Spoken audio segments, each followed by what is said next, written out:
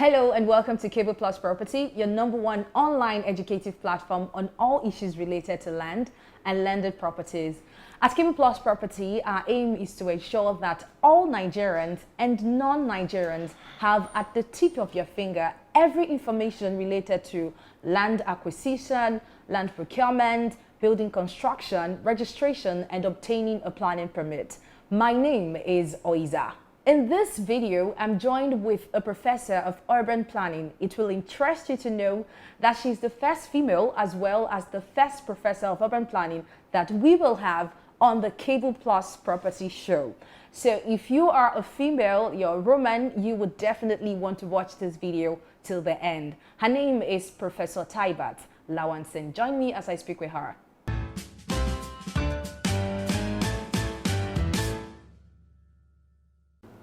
Climate change is one of the issues that has got governments and stakeholders concerned in this present time. What is this all about and how can women contribute to it, or how do women contribute to it? Okay, so, well, the COP26 just ended, which is the annual climate change conference. And essentially climate change is, the changes that we see in our weather conditions over time. Usually adverse changes that are moving us towards a warmer climate that is not conducive for us. And in the context of Lagos, some of the manifestations of climate change have been extreme weather events, high flooding, high extreme heat during the harmattan or during the sunny, the dry season as it were. How do women contribute to it? Women, particularly those in low-income areas, are the ones who use firewood for cooking, and that contributes to the emissions. But then again, men are the highest number of car owners are men, and they also contribute to climate change through driving their cars and all of that. But with regards to low-income communities, women are disproportionately affected because of the cooking, the caring, the impacts of flooding, and some of the health issues. And so, while they are victims, they also contribute to, expanding the issues. And that is why it's important that efforts to address climate change must be holistic, and then they must be granular. So while we have a large plan that talks about the things or the policy issues that must be done across the city and things like that, we still need to have these smaller community-led, basic household-related interventions that will move us onto the right path. So take, for example, transiting from firewood to gas.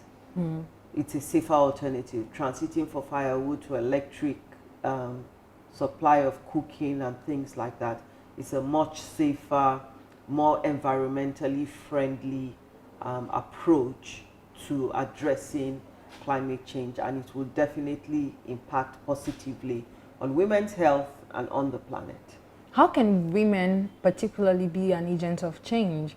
And just to add, for women who live in low-income communities and they can't afford, to buy gas cylinders, and the price of gas at the moment is running into 1,000 naira per kilogram. So to them, the firewood is still more affordable.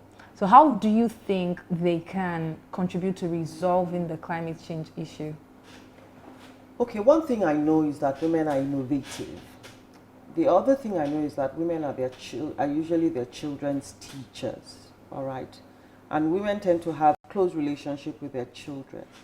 So one way of getting a paradigm shift is to increase the level of orientation in schools, because children will come back and tell their parents that, look, this firewood that you are cutting, it's going to end up costing us in the future. So let us find another way. Either we explore this electricity, and so in exploring electricity, instead of cooking 10 times a day, let us cook twice a day and sort it out. Let us, rather than cutting the tree, let us plant vegetables so that we are moving towards more responsible behavior. For every tree that is cut, let us do our own quota into ensuring that more trees are planted and that the city has more green cover. That is something that needs to be done, but it should be channeled through the schools, and it should be channeled for behavioral purposes. And then when you live in a city, really, there are certain things that need to change, and behavior is one of it. If one is doing something that is not healthy, it's important that we provide the information and the opportunities for a better outcome. And that's where education, sensitization, reorientation, and also making this, dismantling the patriarchal systems. That is when they come into play. Within the concept of women in the city, how can women contribute to the built environment as professionals and as residents? Okay, I think as professionals, the first thing we need to do is to get more girls into school, into built environment professions, into engineering, science, tech, math disciplines. That's very important, because even though we want more women at the table, how many qualified women are there at the table who will be able to negotiate, from a position of power, from a position of technical competence? So the first thing is education. The next thing is to go beyond mere representation to participation. And the Nigerian Institute of Town Planners is doing that. So we now have an association of women town planning in Nigeria. And what I've noticed about the NITP now is that when any committee is set up, there's a representative of the women in town planning, there's a representative of the Young Planners Forum, as well as other members of the committee. All right. So in those kinds of settings, you then know that there is one woman there. And it's not only for representation, it's also, that person as a bona fide member of the committee will be able to participate, present the perspectives of women, and co-design a solution that works for all. All right. Let's talk about the environmental profession now. How do you think gender imbalance can be addressed? And would you encourage young women to go into urban and regional planning as a profession? Okay, I got admission into urban and regional planning when I was 16 years old. Wow. I did not know anything about urban and regional planning, but I decided that let me stay here until I got admission to go to economics in Ife. At the end of my 100 level, I got admission to go to economics in Ife. But by then, I'd realized that the things we are taught initially, I could see myself in that context, where we were discussing how people move in the city, how communities are formed, how people interact with their environment. And so, urban and regional planning in particular is a fantastic opportunity for you to learn about yourself, to learn about your environment, and to acquire the skills that are necessary to actually change your environment from the immediate, then going out. Changing from the immediate, neighborhood planning, going out, regional, international development. And so urban and regional planning is a vast open field, and a woman can thrive there. So it is with other disciplines. If we don't write gender-based exams, there are not different exams for men as it is for women. At the University of Lagos, over a couple of years, the best graduating student is always a woman. In the Faculty of Environmental Sciences, we've also had that, over and over again, where the best graduating person is a woman. Unfortunately, urban and regional planning outside of school sometimes is not a very profitable profession. And so those are some of the things that need to change. How do we make sure that this profession, people are able to come into it and earn living wages? How do we come in and find and, open up the space so that more specializations emerge? There are 28 specializations in geography, for example. Planning, we are still struggling with housing and transportation. Even people like me that are working in pro-poor development, we are not many. However, our city is a very poor city. And so that's another thing. We need to open up the specialization so that more people can find a way to thrive based on their interest. Would you encourage women or young women particularly to learn skills that are traditionally for men? Skills like plumbing, like being an electrician, skills like a bricklayer and all of that? Okay, my position on that, I will quote my father. Okay. My father is, he has 2 daughters. And he says, as long as you're a human being that is blessed by God, there is nothing you cannot do.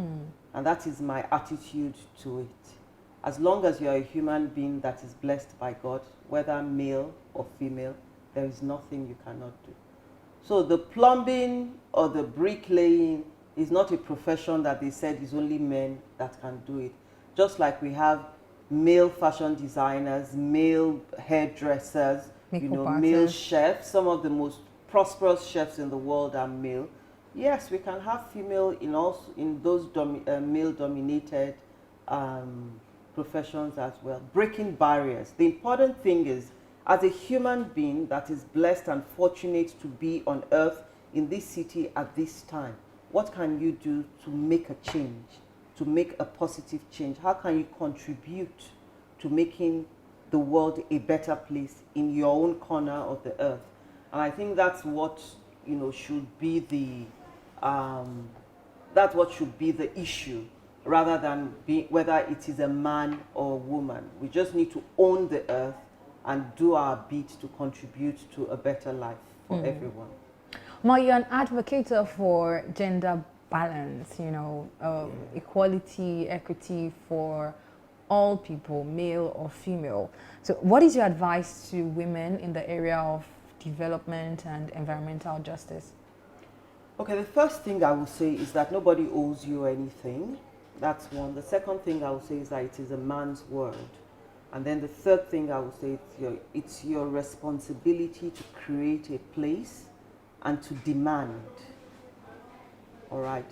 But before you can create a place and to demand, you have to prepare yourself so that when you get to that space where you can demand, when you demand and it is given to you or it's opened up for you, that you are able to deliver. So we get a lot of, I will go back to the university setting where you have issues around, sex for grades, women are the ones that are propositioning men and all of that. But we also have, places where it is women that are winning all the laurels and women are the valedictorians and all of that. So the personal choice to make as a woman in society, and particularly as a woman in a male-dominated environment, is to seek excellence, to strive for excellence, and not to take permission, but to demand, for a space at the table. And when you get that space, to ensure that you represent women by being excellent. That's deep. Finally, Ma, would like you to say something about the Cable Plus property endeavor and the organizations as well. Okay. I think the Cable Plus property endeavor is a fantastic initiative to open up, the city, the planning process, the land administrative process, the built environment to the public. It's presenting the seemingly complex processes of everyday life in a simple, easy to understand way. And I salute the endeavor. I know that it is born primarily out of passion for sustainable development and for a better city. And that brings me back to what I was saying earlier about how do you make the world a better place. Find something, find a little part of your world and make it a better place. And I think that's exactly what Cable Plus Properties is doing.